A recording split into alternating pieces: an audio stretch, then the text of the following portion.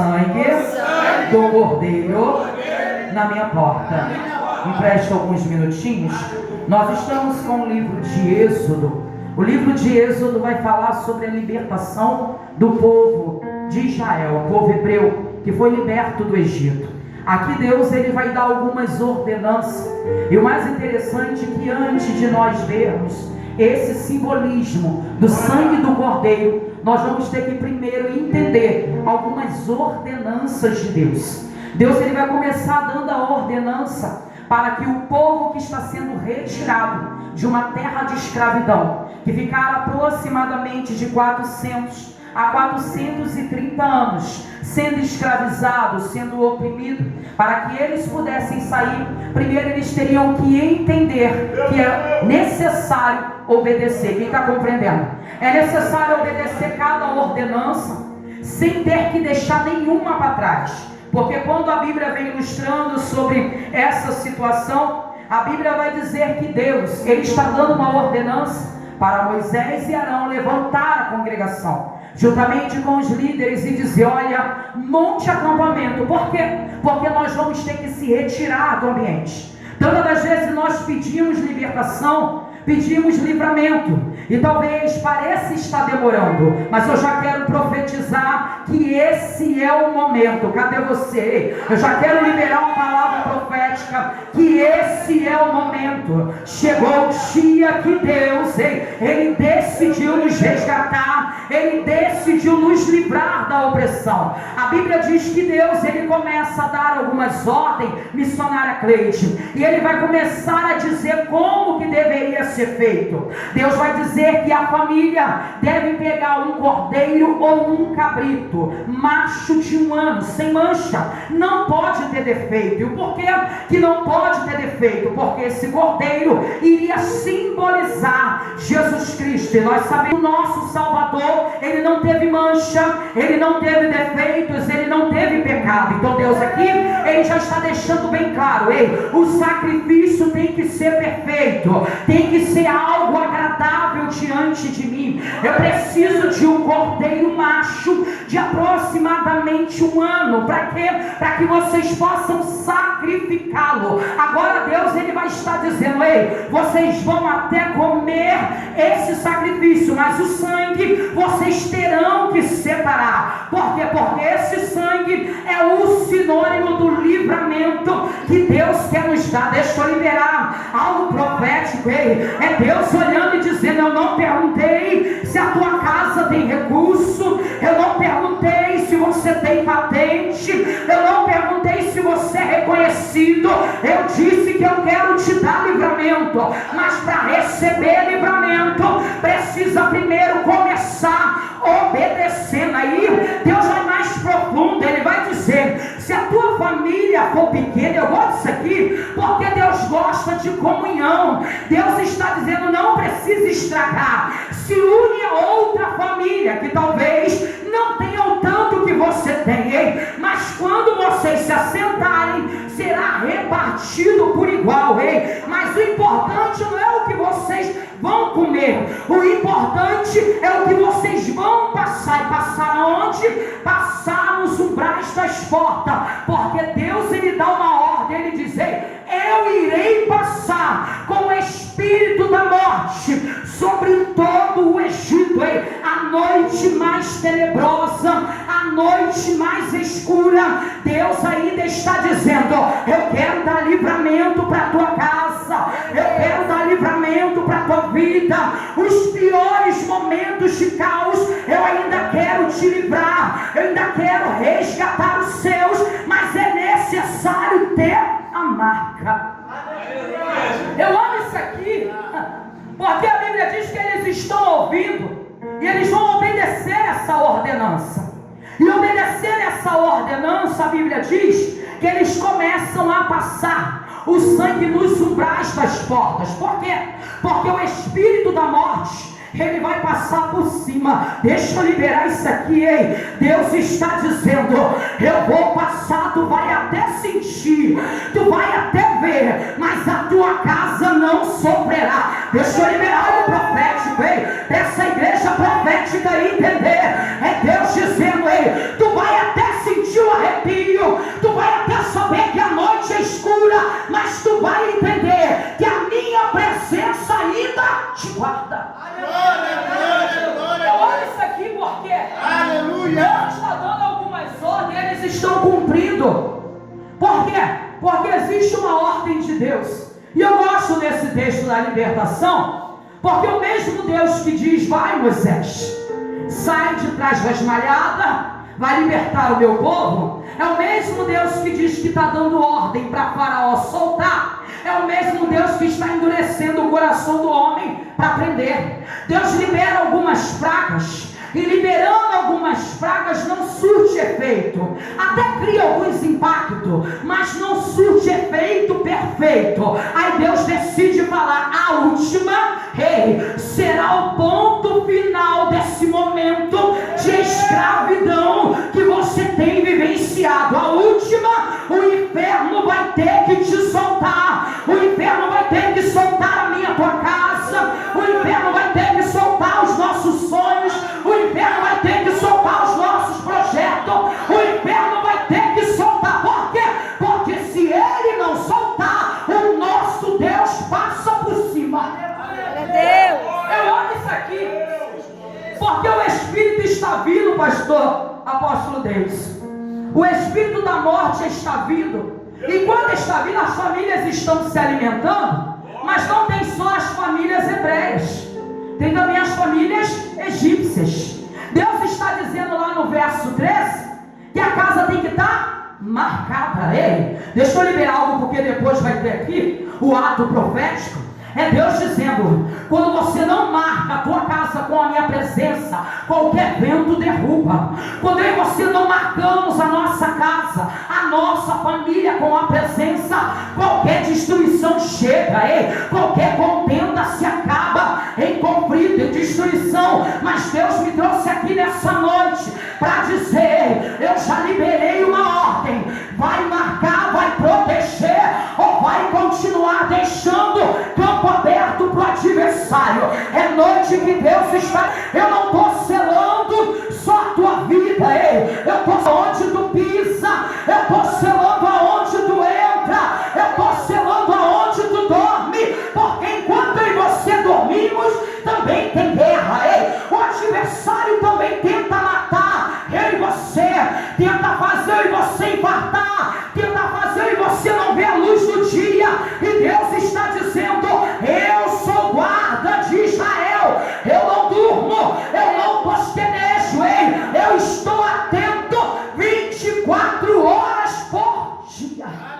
Olha isso aqui, porque isso aqui fala de proteção, e a gente falou sobre Jabes, é proteger total. Tu acha que os hebreus iriam proteger suas casas? Eles protegem a finança também, eles protegem os seus gatos. Sabe quem está se achando cara ou autoritário? Não tem marca da presença. E se não tem marca da presença, o espírito destruidor entra. Deixa eu liberar isso aqui. Se não tem marca da presença, do sangue do cordeiro, o espírito destruidor entra. E sabe o que acontece? Ele destrói finança, ele destrói saúde e ele destrói vidas. Aí sabe o que acontece? Essa última praga, eu disse que é o ponto final, é onde Deus está dizendo: chega de ficar preso nas amarras do diabo, chega de ficar sobre o decreto do inferno. Hoje tem um decreto liberado, o destruidor vai passar, mas tu não serás atingido.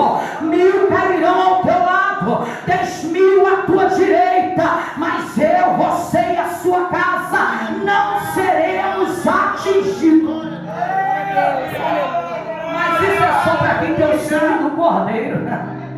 Ele está dizendo: o mesmo sangue que lá na frente será derramado na cruz para a redenção, para a abertura de acesso à casa do Pai, é o mesmo sangue que hoje está impossibilitando que o adversário destrua você. Eu fico olhando a nação agora, toda ali dentro de casa, porta fechada, uma noite sombria, mas de repente começam-se a ouvir os gritos, e os gritos vêm do Egito, os gritos vêm de dentro do palácio, os primogênitos estão morrendo, tanto homens quanto animais, mas a casa de quem tem a marca, ninguém se perde. Deixa eu liberar o profético, hein? Talvez a nossa volta, muitas coisas estejam dando errado. Deus está dizendo, ei, tu não deixou de ouvir o desespero, tu não deixou de sentir medo, mas ainda assim eu estive presente a guardar você e a tua casa.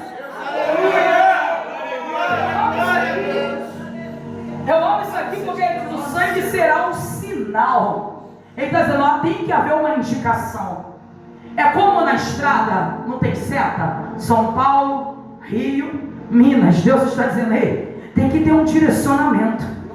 O espírito destruidor só não vai entrar porque está escrito, aqui reina o Salvador da minha vida. O espírito da morte não vai entrar, porque vai dizer, aqui reina o Salvador da minha vida. Ei, aonde ele está, a morte não tem lugar. Aonde ele está, o destruidor não entra. Aonde ele entra, ei, a morte bate em retirada. O espírito vai até passar, mas não vai entrar. Tem uma limitação. Deus está dizendo, estamos cercados por uma medida protetiva de Deus. Eu gosto dessa medida protetiva, porque uma vez eu falei sobre Jó, e eu disse que Satanás disse que Jó, ele estava cercado, e essa cerca é uma medida protetiva, mas não é medida protetiva que um juiz coloca e falha, não, é uma medida protetiva, que se o mal tentar, quem vai cair vai ser ele, mas eu e você vamos continuar de pé. Aleluia! A gente caminha no final. Eu amo isso aqui, porque ele está dizendo, eu passarei adiante. Ele está dizendo, eu vou passar, eu não vou parar, porque só tem uma coisa que me bloqueia, é o sangue de Cristo. A única coisa que impede do diabo tocar em mim e você é o sangue de Cristo. Porque quando ele acha que eu e você somos fracos, ele tem que se deparar com alguém mais forte, que se apresentou ao meu e ao teu favor, e disse, nele você não toca, nela você não toca. Eu sei que aqui entrou pessoas que talvez outrora já foi sentenciado pela morte. Talvez algumas pessoas olharam e disseram, como que ainda pode estar vivo? É porque está cercado, hein? Existe um propósito de Deus sobre a minha e sobre a tua vida. E quando o adversário achou que era o final, Deus estava dizendo, ei, quem vai cair vai ser você. Se por um caminho tu vier, por 7 terá que fugir, porque ele não está sozinho, ela não está sozinha. O meu sangue, ei, a minha marca está sobre a vida dele, está sobre a vida dela. É por isso que tem tanta gente, ei, que já era para estar enterrado, mas continua respirando. Eu sou a primeira, deixa eu liberar isso aqui. É por isso que tem muita gente que já deveria estar enterrado, mas ainda está respirando. Talvez, ei, estamos achando que a culpa é minha e sua, não. É Satanás que tem atuado para tirar eu e você da face da terra. Glória a Deus. Eu costumo dizer que se fosse eu ter morrido, meu esposo fala assim, eu acho que tu é missionária 7 de Covid, e sem seus Covid de infarto também, porque muitas das vezes Satanás tentou me infartar dormindo, e ele não para não, pregando. E eu só me lembro que sempre que eu subo ao altar eu falo, Senhor, só me faça com que eu volte. E Deus fala, enquanto eu for contigo, Satanás não te para. Aí sabe o que vem? Nós ficamos com pressão descontrolada. Hoje eu estou curada, eu já quero liberar a vida de cada um de vocês. Nós subimos com o coração dolorido, braço dormente. Aí Deus fala assim, ó, enquanto eu for na tua vida, nada te para. Sabe por quê? Porque antes do inimigo tocar em mim, você, ele tem que passar pelo dono da minha, da tua vida. Te olha para alguém do teu lado e diz assim, tu tem dono. E ele tem ciúme de você. Ele é zeloso. É por isso que todas as vezes que tentaram, falharam. É por isso que todas as vezes que estavam armando o funeral,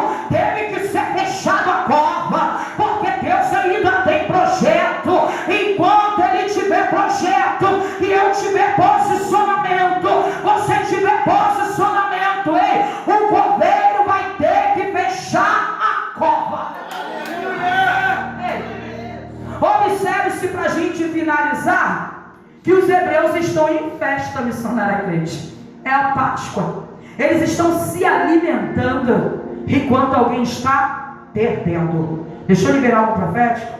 Deus está dizendo: mexa com tudo, mas não mexa com aquilo que me pertence. Aleluia. Deixa eu liberar mais uma vez, porque eu tenho vivenciado isso na minha vida. Mexa com tudo, mas não mexa com aquilo que me pertence. Aleluia. Eu tenho visto isso acontecer, porque quando tentaram, Deus disse: não debate, fecha a boca. Quem faz justiça sou eu, e hoje eu estou vendo, hein? A justiça de Deus prevalecer. E a gente pede? A gente não pede, mas Deus chega e faz. Sabe por quê?